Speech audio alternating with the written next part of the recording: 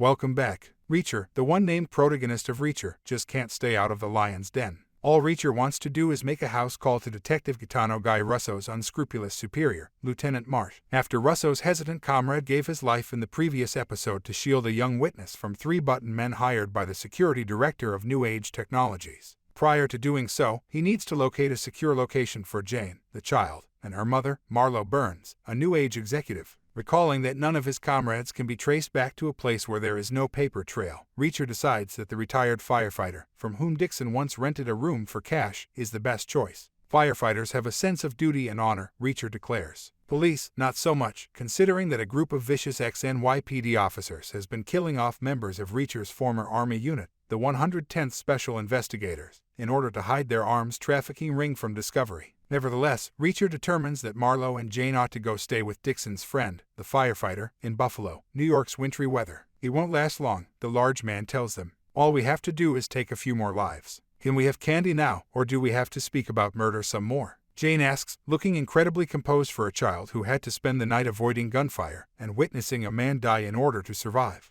Neagly goes to Marsh's house with Reacher, but she stays in the car and simply asks that he make him feel it when he confronts the clay-footed police officer who set up the noble and moral debt, Russo, to be assassinated. When Marsh makes a weak attempt to grab his service gun, Reacher responds by kicking the man's desk, pinning him to the wall. Reacher physically sees Marsh packing large rolls of cash into his luggage. Reacher advises Marsh to turn himself in by reaching for the phone. To whom specifically? The anonymous Homeland Security officers from the last 2 episodes. Reacher asserts, prison isn't a great place for ex-cops, but it's better than the alternative. What makes Alan Ritchson's Reacher so entertaining to linger about despite his psychopathic tendencies is the way he seems to reassess the bullshit quotient of that statement after he's said it, adding a barely. Because we need to move things forward quickly to a conclusion, it also somewhat makes up for some shoddy planning in this penultimate episode of the season, wherein various characters suddenly know things that there is no logical reason for them to know. For example, why would Marsh be aware of the identities of the 3 men that Russo was targeted for murder by Langston, the villainous security chief of New Age Technologies, or that one of them is still alive following Neagly's automobile accident in the previous episode? When Marsh tries to draw on Reacher again, he must be aware that he is trying to end his life. Yes, Marsh was a twisted law enforcement official involved in a scheme to provide terrorists with missiles so they might sink Boeing 707 aircraft carrying American taxpayers. Yes, he set up the murder of both bystander Jane and his old protege Russo. Yes, even after Reacher gave him the chance to turn himself in, he attempted to pull a gun on him twice. Watching the lead character of the most watched series on Amazon shoot a police officer in the head still jars the nerves. Reacher never stops being naughty, and this will only be the 3rd gnarliest kill in the entire episode.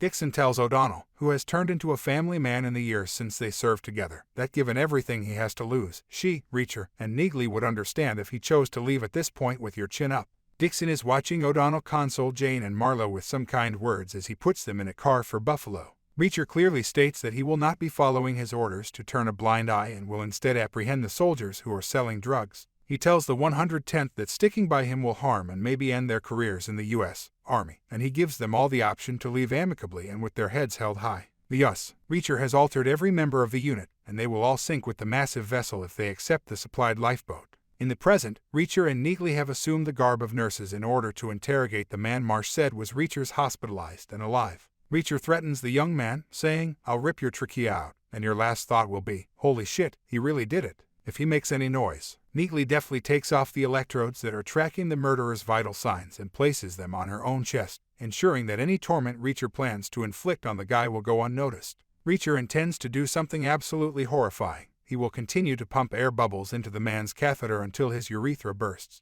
Reacher remarks, "I'm kind of curious to see how you'll react. That makes one of us, you elephantine psychopath." Neagly identifies a second big man in scrubs in the hallway as a killer sent by Langston to wrap up the loose thread she and Reacher just cut. You see, there was one small detail in the killer's medical professional cosplay that didn't belong there. That explained a lot of the dark attraction of this completely insane program in a world as chaotic and random as our own, in my opinion. This struck me as another example of Reacher being set in a world of absolutes, not only moral ones but practical ones, such as people wearing the same way for work every day. Do you really need me to tell you that this man is chased by Reacher and Neagly through the hospital until they use a bone saw to kill him? No, you didn't imply that. All right, I believe this is Reacher's 3rd attempt to get in touch with Langston using the cell phone of a Langston goon he just killed. Langston isn't quite as far behind as he was previously, though. He tells Reacher that he located the hotel where the team was holed up, dubbed the tug job using the GPS tracker in the late debt.